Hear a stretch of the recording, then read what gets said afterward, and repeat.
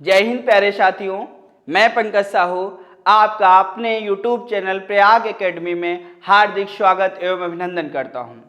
तो आज हम पढ़ना प्रारंभ करते हैं भूगोल विषय को, और हम भूगोल विषय की सीरीज को पढ़ रहे हैं। आपको यहाँ पर कंप्लीट भूगोल विषय को पढ़ाया जाएगा, संपूर्ण पूरी तरीके से एक चीज समाप्त की जाएगी। और मैं आप सभी मित्रों का तहे दिल से आभार व्यक्त करता हूं, क्योंकि इतना समर्थन, इतना प्यार इतने कम समय में आपने हमको दिया। इसके लिए मैं आप सभी का धन्यवाद करना चाहता हूं। और मैं आप सभी से कहना चाहता हूं कि जो हमारी क्लास अच्छी लग रही है आप सभी को, इसके लिए धन्यवाद। तो आज हम फिर से प्रारंभ करते हैं भूगोल विषय को, और भूगोल विषय में हम पढ़ रहे थे भारत का भूगोल। तो भारत का भूगोल पढ़ते हैं। और पहले हमने कहा था कि हम जियोग्राफी को पढ़ेंगे, भूगोल को पढ़ेंगे, तो हम बिना मैप के कोई चीज भी नहीं करेंगे। और आप देखोगे आज मैप से क्या फायदा होने वाला है कि ये मैं आपको सिखाऊंगा इसमें। और हमको यहाँ पर चीजों को सीखना है। जब हम विषय को कवर कर लेंगे तो पेपर में तो क्वेश्चन आराम से आएंगे हमारे। तो आइए पहले बनाते हैं भैया हम मैप को। बिना मैप के नहीं चलेंगे। और आप लोग भी अगर नोट्स बनाएं तो मैप जरूर बनाएं, मैप को जरूर शामिल करें, क्योंकि मैप से चीजें बहुत आसान हो जाती हैं। कि मैप से सभी चीजें लगभग आसान हो जाती हैं। और मैप के लिए बस आपको थोड़ा प्रैक्टिस करनी पड़ेगी, थोड़ा टाइम देना पड़ेगा। और अगर थोड़ी प्रैक्टिस कर लेते हैं तो आप आसानी से मैप को बनाना सीख जाएंगे। और जब एक बार अगर मैप बनानी आ गया तो आप आसानी से सीख जाएंगे, चीज़ों को आराम से करेंगे। तो आइए भैया, अब हम लोग मैप बना चुके हैं। और मैप जब बन चुका है तो धीरे धीरे आप देखोगे सारी चीज़ें व्यवस्थित तरीके से प्रारंभ भी हो चुकी हैं। आपको रेगुलर वीडियो हम प्रोवाइड भी कराने लगे हैं। बस आप लोगों का काम है कि लाइक करें और शेयर करें और सब्सक्राइब भी करें अगर चीज़ें अच्छी लगें। और अब हम बात करते हैं, बन गया हमारा मैप। और जब मैप बन गया तो हम यहाँ पर बात करेंगे। तो आप सभी को पता है कि जो भारत है वो उत्तरी गोलार्ध में पड़ता है। तो उत्तरी गोलार्ध में अगर पड़ता है तो आपको पता है कि 0 डिग्री विषुवत रेखा, मैंने पिछली क्लास में आपको पढ़ाया था कि पृथ्वी को 2 बराबर भागों में बांट देती है। तो जिन लोगों ने हमारा पिछली क्लास नहीं पढ़ी है, पिछला वीडियो नहीं देखा है, तो उस वीडियो को देखें तो आपको चीजें आसान हो जाएंगी, आगे बहुत आसान लगेगा। तो 0 डिग्री कौन सी रेखा कहलाई? विषुवत रेखा कहलाई।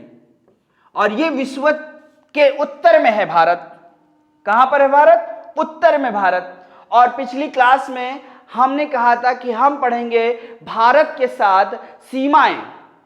तो सीमाएं हमने स्थलीय भी देख ली थी पिछली वीडियो में, और जलीय भी देख ली थी। और जो लोग नए हैं वो पिछला वीडियो देखे जाके, तो चीजें और आसान हो जाएंगी उनके लिए इस वीडियो में।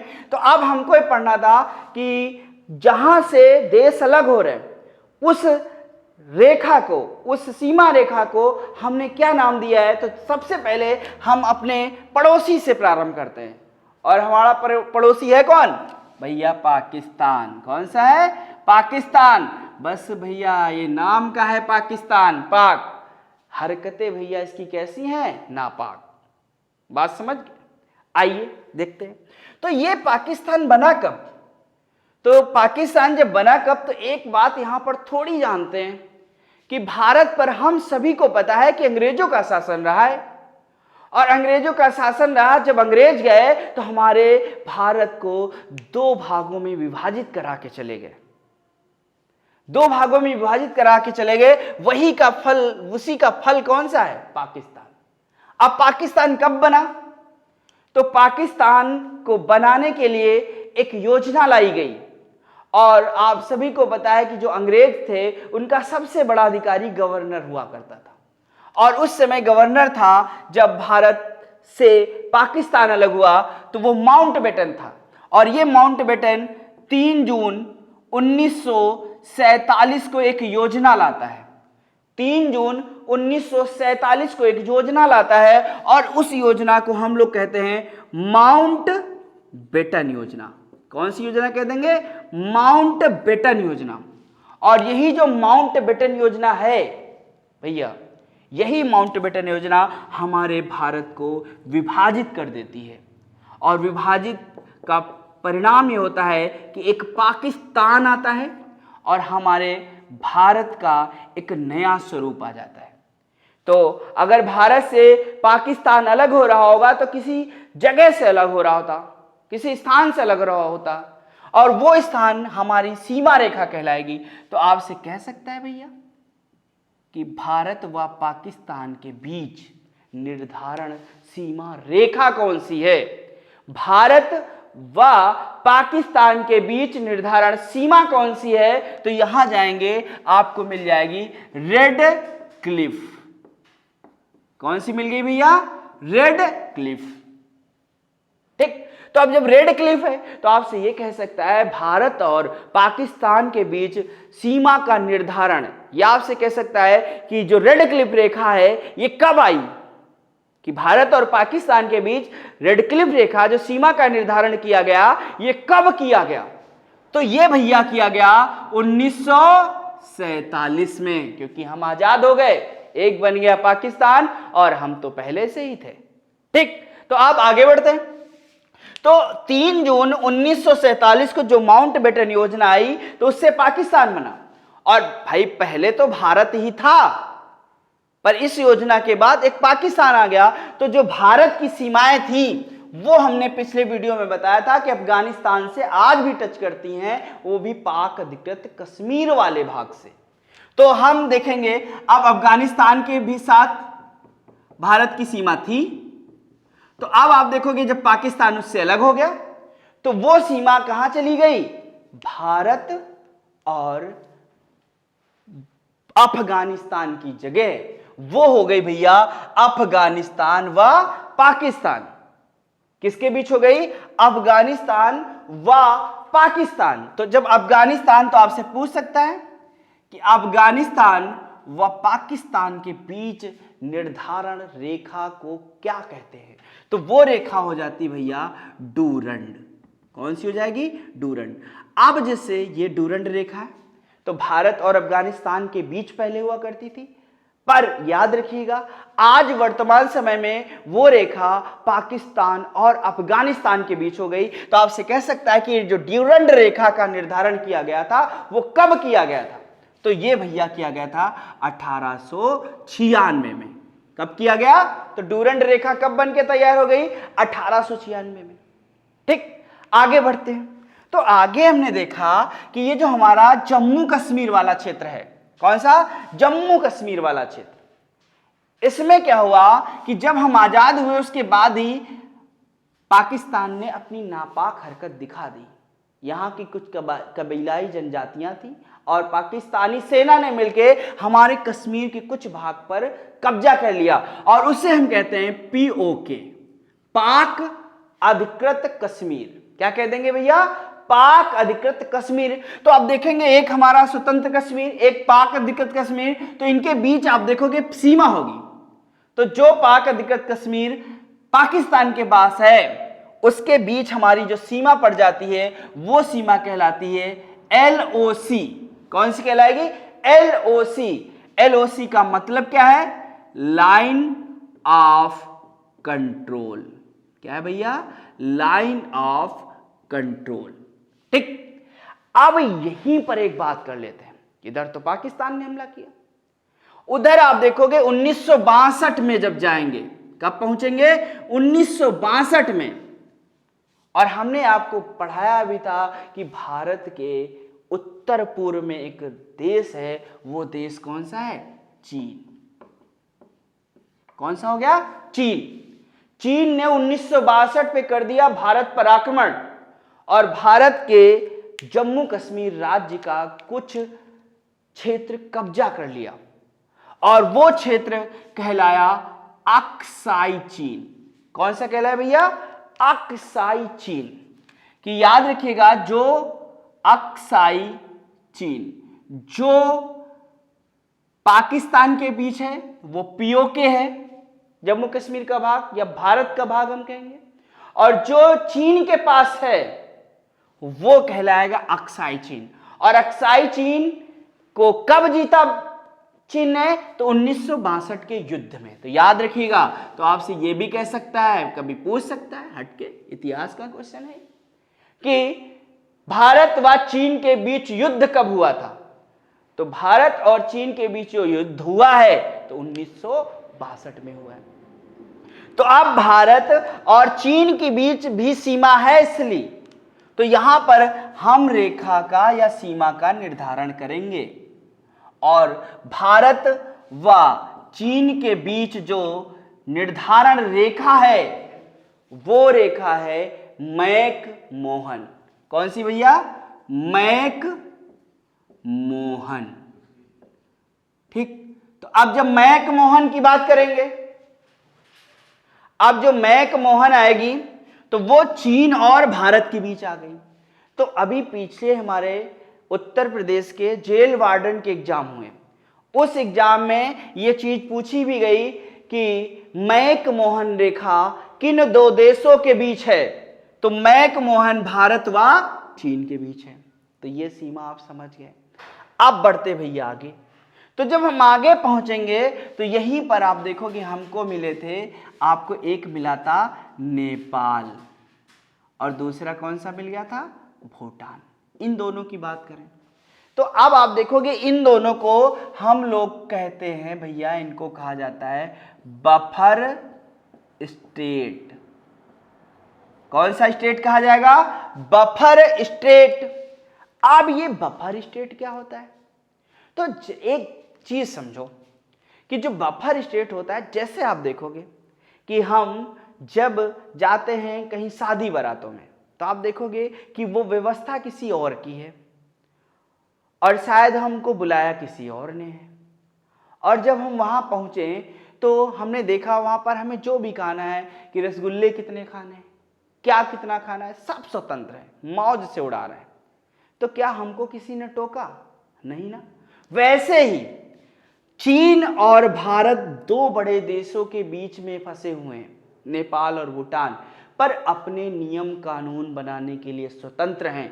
अपना उनका स्वयं का संविधान है, वो अपने संविधान के अकॉर्डिंग चलते हैं, जिस कारण वो कहलाते भैया कौन से स्टेट? Buffer state. इन दोनों चीजों को याद रखिएगा। अब बढ़ते, एक बार पूछा भी गया था कि निम्न में से कौन सा देश बफर स्टेट की संज्ञा प्रस्तुत करता है? तो वहां पर ऑप्शन में आया था, तो वहां पर भूटान था। तो जो लोग पढ़े हैं वो आसानी से लगा सकते हैं, और ये कठिनतम क्वेश्चनों में आता है, और मैंने आपको ये चीज बता दी।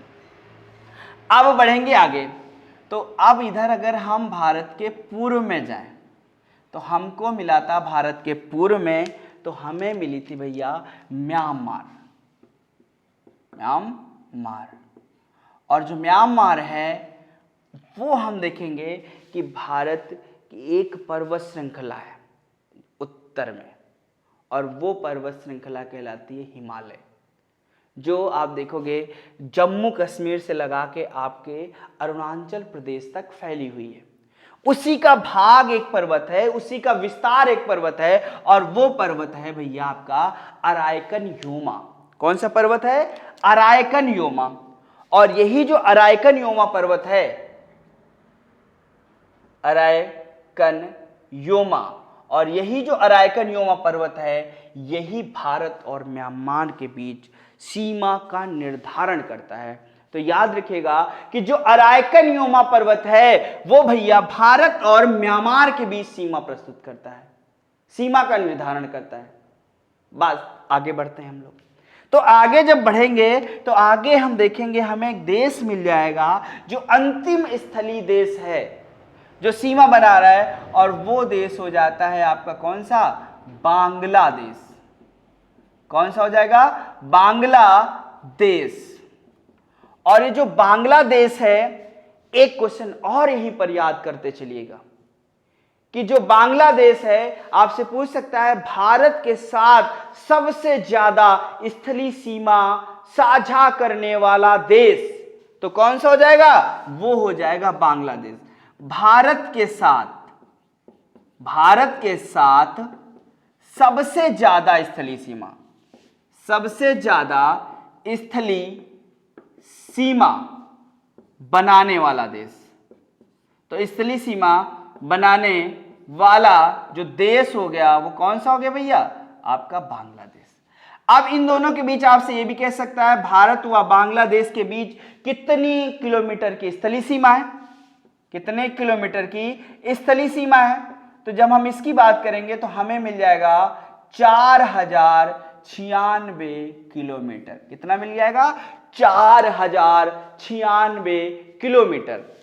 अब जब हम आगे बात करेंगे तो यहां पर आप देखोगे जो भारत और बांग्लादेश के बीच सीमा का निर्धारण करता है, इसे मैं थोड़ा रफ कर रहा हूं क्योंकि ये आप लिख लीजिएगा। बफर स्टेट कौन कौन से हो गए, तो आप ऊपर लिख भी दे रहा हूं, और ये नेपाल और भूटान है। अब जब हम बांग्लादेश की बात कर लेते हैं फिर मैं आपको समझाता हूं चीजें। तो यहीं पर एक न्यू मोर द्वीप पड़ता है, न्यू मोर द्वीप। इसका भारत और बांग्लादेश के बीच विवाद भी है। तो भारत और बांग्लादेश के बीच जो सीमा बन गई वो न्यू मोर द्वीप है। आजकल एग्जाम में पूछने लगा है। तो अब जब न्यू मोर द्वीप बन गई तो ये न्यू मोर द्वीप कैसे बना, इसको समझते हैं। तो यहां पर आप देखोगे हिमालयी नदी तंत्र से एक नदी निकलती है, और वो नदी निकलती कहां से? गंगोत्री से। किस ग्लेशियर से निकलती है? गंगोत्री ग्लेशियर से। और इस गंगोत्री ग्लेशियर से जो नदी निकलती है उस नदी को हम लोग कहते हैं कौन सी भैया? गंगा। कौन सी नदी कह देंगे? गंगा।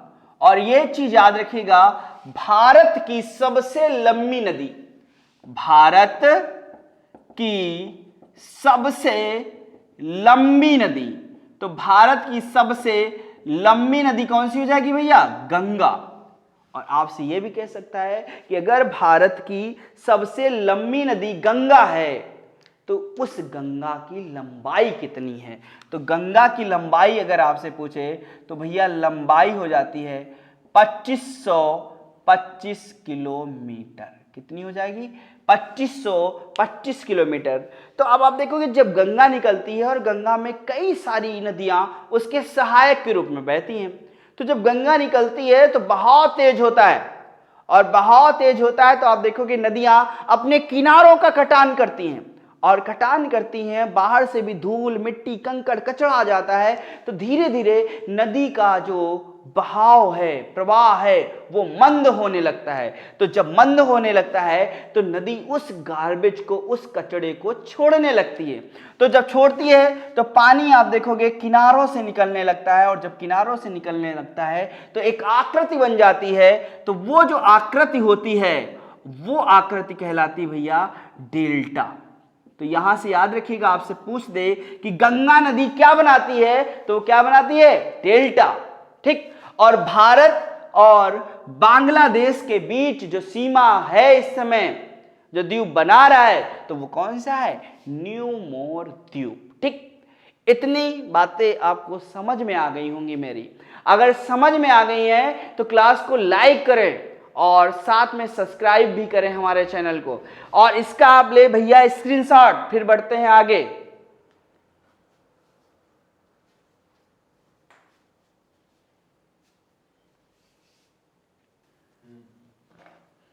तो आइए अब आगे बढ़ते हैं। तो स्थलीय सीमाएं हो गई हमारी। अब हम जलीय देशों के साथ जो सीमाओं का निर्धारण है वो पढ़ते हैं। तो आइए अब जब हम वो पढ़ेंगे तो एक बार फिर से मैप को ही बनाते हैं जल्दी से, बिना टाइम गवाए। तो आप देखेंगे बहुत आसानी से बनेगा, और जब आसानी से बनेगा तो आप लोग भी जल्दी जल्दी से आराम से बनाएं, जिससे कि आपको वो चीज़ें समझ में आए। अब आप देखोगे मैं आपको मैप का यूज सिखाता हूँ कि कैसे, क्यों मैप हमारे लिए बहुत महत्वपूर्ण भूमिका में है, क्यों हमें मैप सीख के ही चलना चाहिए। तो आइए देखते हैं।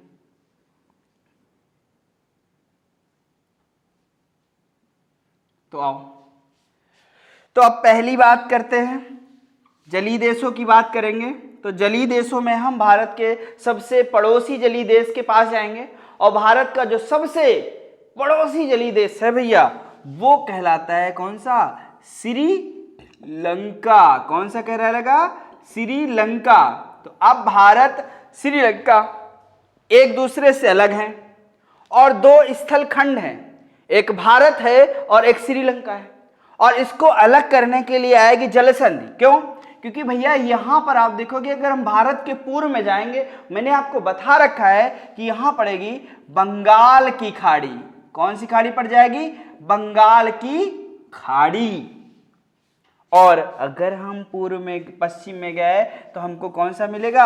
अरब सागर। कौन सा मिल गया भैया? अरब सागर। और इस अरब सागर में आपका पड़ता क्या है भैया? लक्षद्वीप। कौन सा पड़ गया? लक्षद्वीप। और जब हम बढ़ेंगे आगे बंगाल की खाड़ी में, तो बंगाल की खाड़ी में हमको मिल जाएगा अंडमान निकोबार द्वीप समूह। अंडमान निकोबार द्वीप समूह। तो बंगाल की खाड़ी में अंडमान निकोबार द्वीप समूह आ गया और बंगाल की खाड़ी और अरब सागर में लक्षद्वीप आ गया। तो अब हम यहां पर देखेंगे, जैसे बंगाल की खाड़ी है तो यहां पर आप देखोगे सब जल राशि है, और जब दो स्थल खंडों को अलग करने वाली जो रेखा है वो भैया कहलाती है जल संधि। क्या कहलाती है? जल संधि। दो स्थल खंडों को क्या कर देती है? अलग कर देती है, विभाजित कर देती है। और दूसरा काम इसका होता है कि दो जल राशियों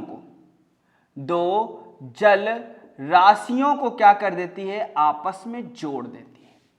तो अगर हम देखेंगे कि ये दो स्थल खंडों को जो अलग कर रही है जल संधि, तो आपसे पूछ सकता है कि भारत और श्रीलंका के बीच कौन सी जल संधि है, या भारत और श्रीलंका को कौन सी जल संधि अलग करती है?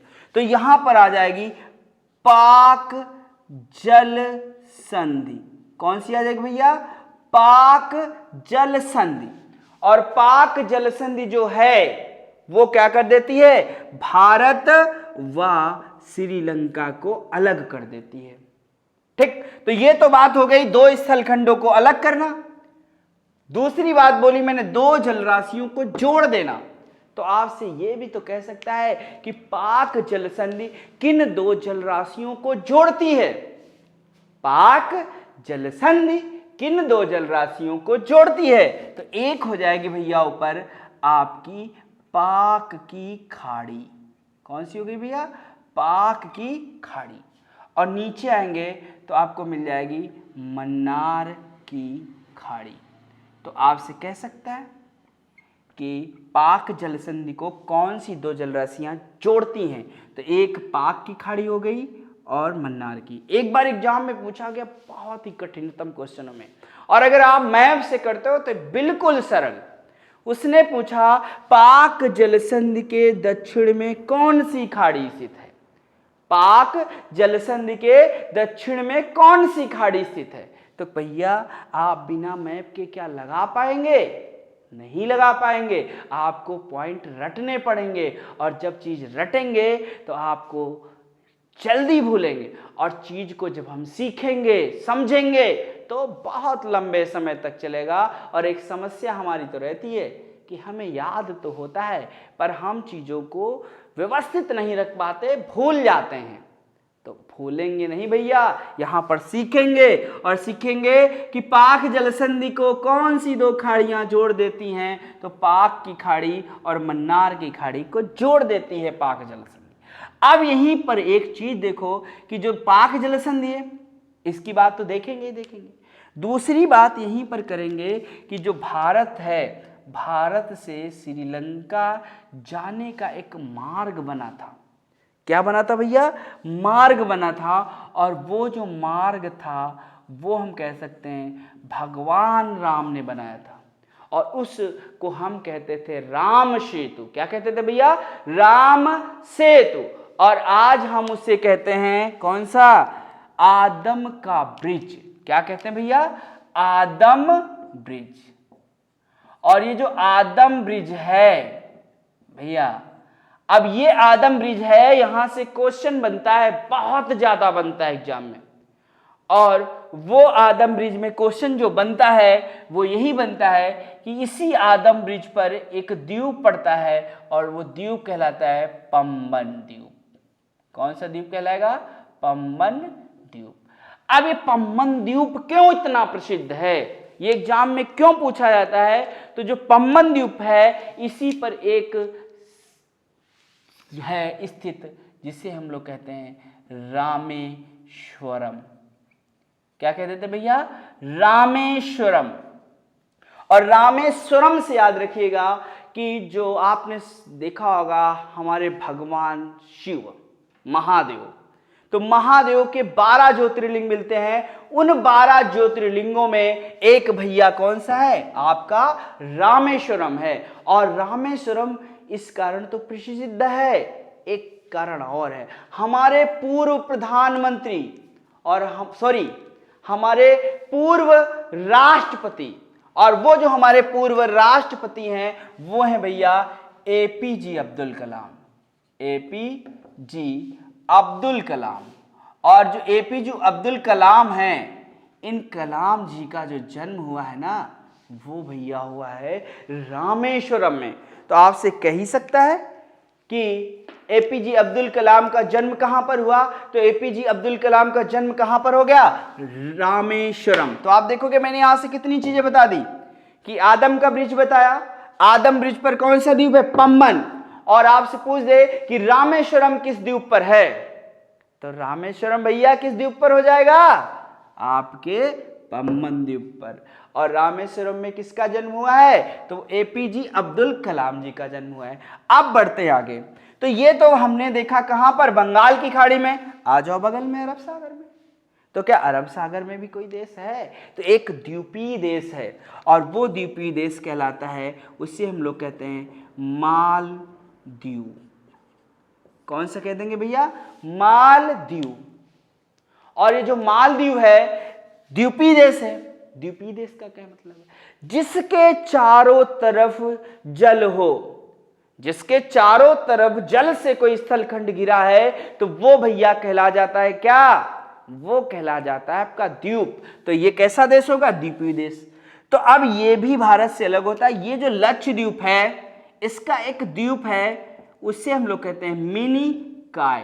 और ये मिनिकॉय जो है वो लक्षद्वीप का सबसे दक्षिणतम द्वीप है, दक्षिणतम द्वीप है। और जो दक्षिणतम द्वीप है, यही द्वीप भैया आपका सीमा बना देता है मालदीव के साथ। तो आपसे कह सकता है कि मालदीव और भारत को कौन सा डिग्री अलग करता है, या कौन सा चैनल अलग करता है? तो यहीं पर भैया आ जाता है कौन सा चैनल? आपका 8 डिग्री चैनल। और जो ये 8 डिग्री चैनल है, तो ये तो आप देखोगे मालदीव और भारत के बीच है। पर भारत के कौन सा द्वीप है? तो मिनिकॉय द्वीप भाई, लक्षद्वीप का ही है। तो अगर आपसे पूछे 8 डिग्री चैनल किन दो द्वीपों के बीच में है, तो 8 डिग्री जो चैनल है वो मिनिकॉय और मालदीव के बीच है। दूसरी बात कह दे कि 8 डिग्री चैनल किन दो द्वीपों को अलग करता है, तो 8 डिग्री चैनल मिनिकॉय और मालदीव को अलग कर देता है। ठीक, इतनी बात क्लियर हो गई। अब भैया बढ़ते हैं आगे। तो आगे बढ़े तो हमने देखा कि ये अंडमान है, ऊपर हमने म्यांमार को देखा था, और म्यांमार जो है इसका एक द्वीप पड़ता है। वो द्वीप भैया पड़ता है कोको द्वीप। कौन सा पड़ेगा? कोको द्वीप। और वहीं जो हमारा अंडमान निकोबार है, अंडमान निकोबार द्वीप समूह का सबसे उत्तरतम द्वीप, तो वो हो जाएगा भैया लैंडफॉल। तो यहां से याद रखिएगा, मान लो यही क्वेश्चन कह दे कि अंडमान निकोबार द्वीप समूह का सबसे उत्तरतम द्वीप कौन सा है, तो उत्तरतम द्वीप कौन सा होगा? लैंडफॉल। और म्यांमार का कौन सा द्वीप बताया? कोको। इन दो द्वीपों को अलग करने के लिए एक चैनल बनता है, उस चैनल को हम लोग कह देते हैं कोको चैनल। कौन से कर देंगे? Coco Chanel. तो आपसे कह सकता है कि कोको चैनल किन दो द्वीपों को अलग करता है, तो कोको चैनल किसको अलग करेगा? आपके लैंडफॉल और कोको द्वीप को। इतनी बात भी समझ गए होंगे। आगे बढ़ते हैं, और जब आगे बढ़ते हैं तो हमें एक मिलेगा देश, और उस देश को भैया कहते हैं इंडोनेशिया। क्या कहेंगे? इंडोनेशिया। और ये जो इंडोनेशिया है, इसी का एक द्वीप पड़ता है जिसे हम लोग कहते हैं भैया सुमात्रा। कौन सा कहेंगे? सुमात्रा। तो आपसे कभी पूछ ही दे कि सुमात्रा किस देश का द्वीप है, तो सुमात्रा किसका हो जाएगा भैया? इंडोनेशिया का।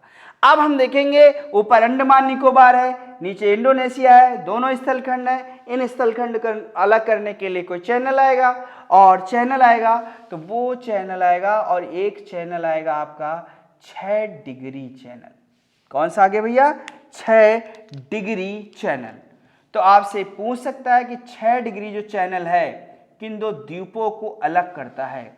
तो जो 6 डिग्री चैनल है वो आपके सुमात्रा को अलग करता है, और सुमात्रा से किसको अलग करता है? अंडमान निकोबार को। और अगर छोटी यूनिट पूछेगा तो यही जो अंडमान निकोबार है इसी का सबसे दक्षिणतम द्वीप हम कहेंगे, उसे हम लोग कहते हैं ग्रेट निकोबार। क्या कहेंगे भैया? ग्रेट निकोबार। तो अगर आपसे ये कह दे कि 6 डिग्री चैनल, 6 डिग्री चैनल किन दो द्वीपों को अलग करता है, तो भैया 6 डिग्री जो चैनल है वो आपका हो जाएगा ग्रेट निकोबार। कहाँ हो जाएगा? ग्रेट निकोबार। और उधर से आप देखोगे वाह, सुमात्रा किसके बीच हो जाएगा? सुमात्रा।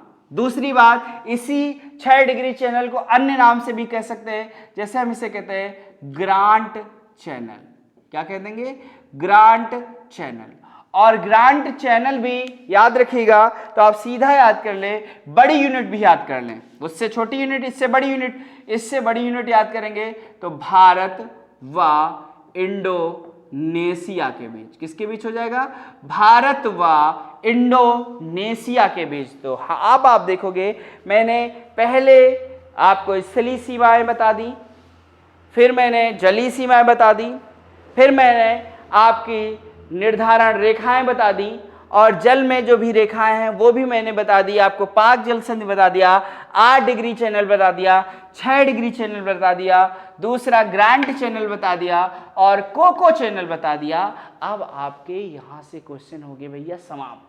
अब यहां से आपका कोई क्वेश्चन एग्जाम में नहीं बच सकता।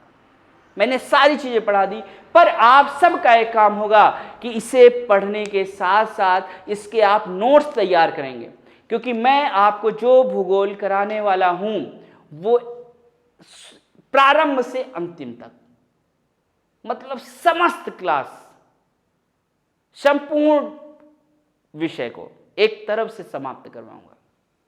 तो अब हम बात करते हैं कि अगर हमारी जो क्लास है वो आपको समझ में आई है तो इसे लाइक करें, शेयर करें और सब्सक्राइब भी करें हमारे प्रयाग एकेडमी यूट्यूब चैनल को। और हम बात करते हैं कि जो भी विद्यार्थी हमारे साथ ऑफलाइन जुड़ना चाहते हैं तो हमारी ऑफलाइन जो क्लासेस हैं वो GIC स्कूल, कचहरी रोड, उन्नाव के प्रारंभ है। तो आप आके हमारे साथ ऑफलाइन भी जुड़ सकते हैं, और मैं आपसे यही निवेदन करूंगा कि आप ज़्यादा से ज़्यादा हमारे साथ जुड़ें, ऑनलाइन और ऑफलाइन। आपको चीज़ें मैं व्यवस्थित तरीके से कराऊंगा, धीरे धीरे अन्य टीचर्स को भी लाऊंगा।